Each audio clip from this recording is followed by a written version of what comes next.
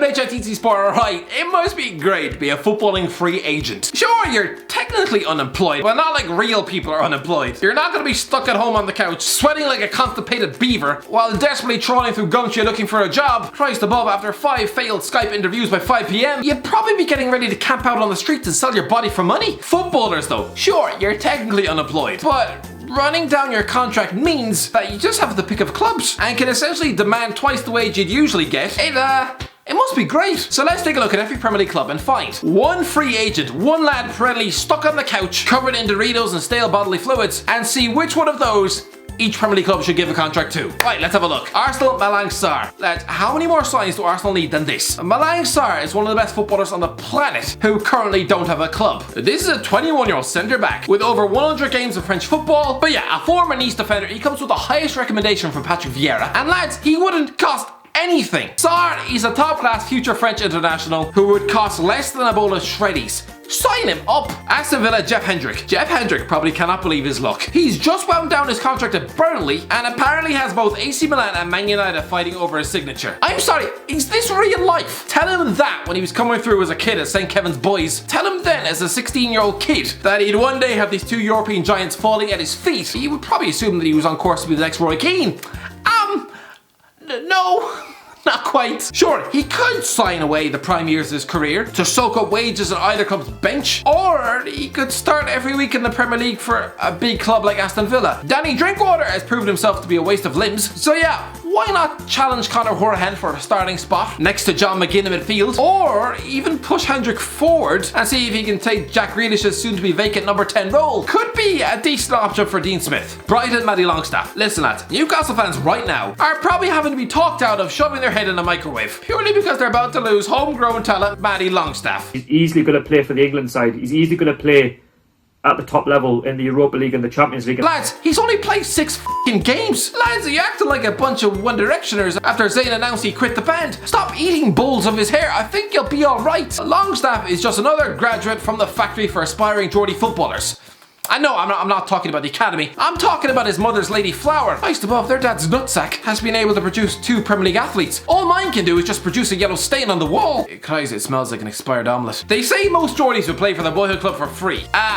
Here we have a boyhood fan from Wall's End who apparently doesn't think £20,000 a week is sufficient enough money to get him to sign. What more does he want? Mike Ashley to toss him off in an elevator? Lee Charney to kiss him goodnight every night before bed? Just sign the goddamn deal. You've only played 5 more top flight games than Ali Dia, and I think he's working down a post office. So Brighton, I know Graham Potter's already snapped up Adam Lallana, but why not Longstaff as well? A ball-playing midfielder with an eye for goal, you could do worse. Burnley, Kevin Morales. Yeah, here's a name I bet you all forgot. Kevin Morales, a Belgian winger who spent 7 years at Everton and stole a penalty off Leighton Baines, which the media reacted to as if he'd ripped the head off a puppy live on camera. Bit of an overreaction, lads. Anyway, he's just after leaving Royal Antwerp after 1 season. I know he doesn't suit Burnley's style of play. I know he's past his best, but considering Aaron Lennon has just been chucked down the dole, maybe Morales could be the skillful plan B, willing to sit on the bench. And the fact he'd cost less than a goddamn shoelace, what have they got to lose? Chelsea, Zlatan Ibrahimovic. Okay lads, Zlatan Ibrahimovic hasn't agreed a new deal at AC Milan just yet, so technically right now, he's still a free agent. Listen, I know, alright, tipping Chelsea to sign a striker who's literally gonna turn 40 in 18 months, it's complete and utter nonsense, right? Or is it? Sure, he's 38, and looked like he was finished after that injury at Man United, but since then, he's rehabilitated himself for the MLS, got his swagger back, and now has 10 goals in 19 games for AC Milan. Chelsea have signed Timo Werner, but please, taking the number 9 shirt at Stamford Bridge is like slagging off Joe Weller on a phone call with KSI. It's a quick way to ruin your career. Tammy Abraham blows hot and cold, and Olivier Giroud is halfway out the door. Lampard could do worse than have an experienced and born winner for his young players to learn from. Crystal Palace, Nathaniel Clyne. Lads, this transfer would probably have been done last summer if Nathaniel Clyne hadn't turned his knee into soggy wet Weetabix. This is probably the one transfer in the entire list which makes the most sense. Crystal Palace have needed right back replacement since flogging Aaron Wan-Bissaka last summer, while Nathaniel Clyne is a 29-year-old Premier League right back who desperately needs employment, or he'll soon be ringing up B&Q looking for a job. Not to mention the fact he spent over 10 years on the books of Sellers Park, is a boyhood fan and already played under Roy Hodgson for England. How is this transfer not being done yet? He was this club's Young Player of the Year 2 years running. Just let him do a medical. Everton, Mario Mandzukic. Yes, I know, a 34-year-old Mario Mandzukic who's just quit Al Dahil in Qatar. Me suggesting to Everton fans that they sign him, it's probably like me suggesting they make love to their uncle in a shed. Hey, don't knock until you've tried it.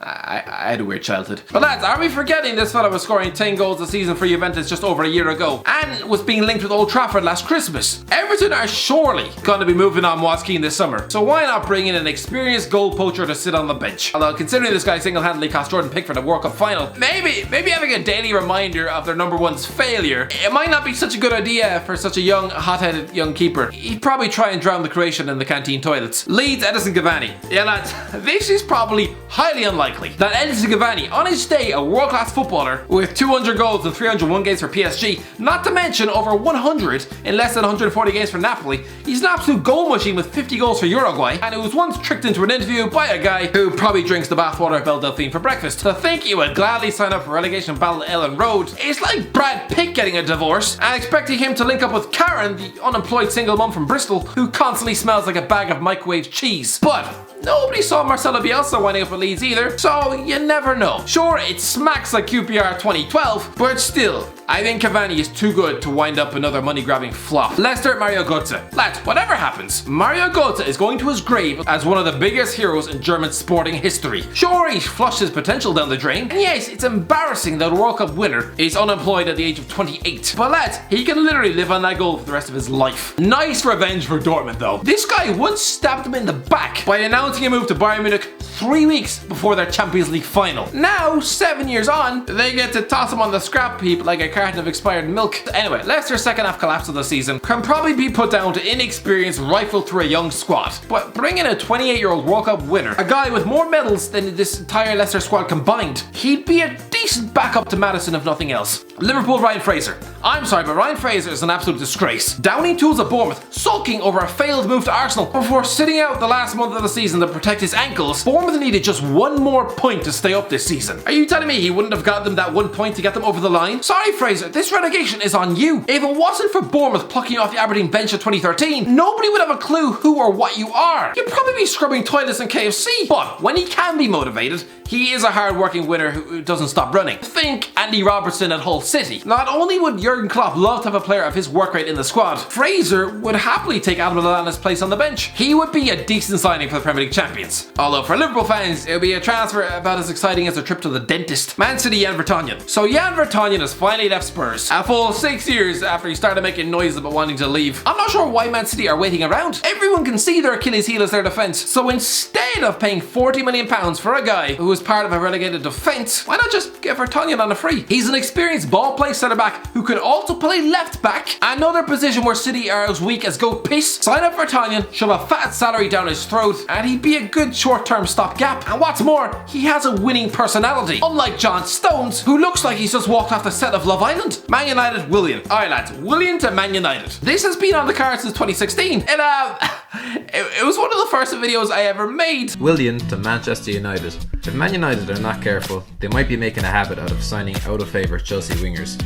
After emerging as the only shining light during Jose Mourinho's last season at Stamford Bridge, Willian has fallen out of favour under new boss Antonio Conte. I sound like I'm half asleep. You'd swear I was making a video immediately after being dumped on the phone. Either that or I've just witnessed my loved ones being slaughtered in the living room.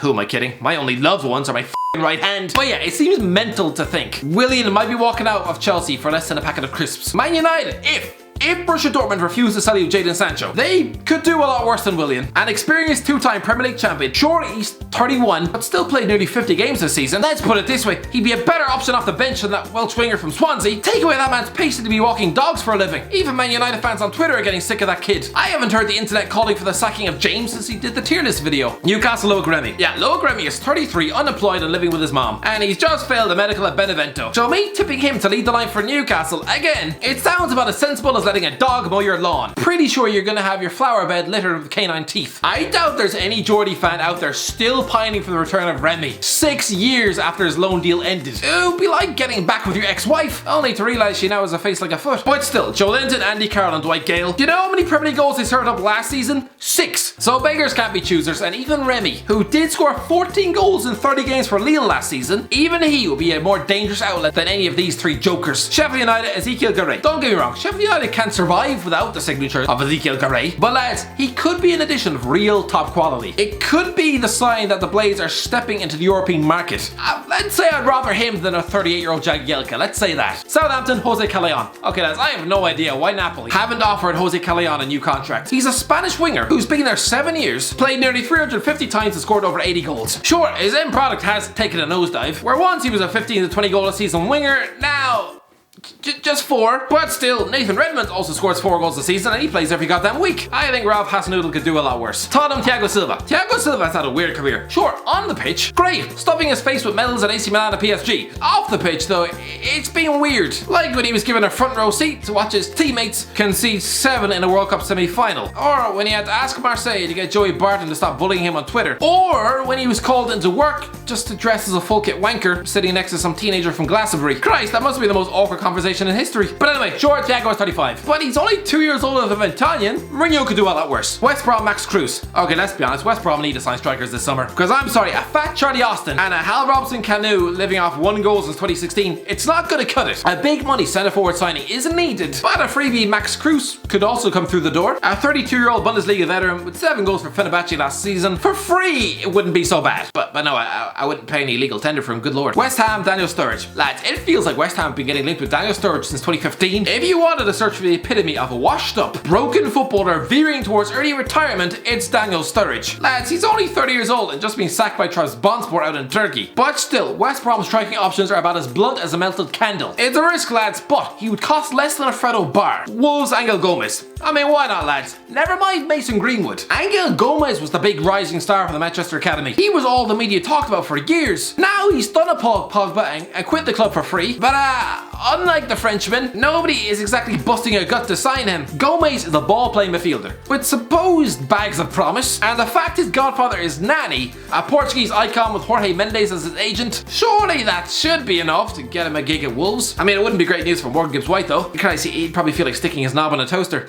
Anyway, that's it. Let me know in the comments below. Enjoy the video. Don't forget to like, share, subscribe. As always, I'll talk to you in a while.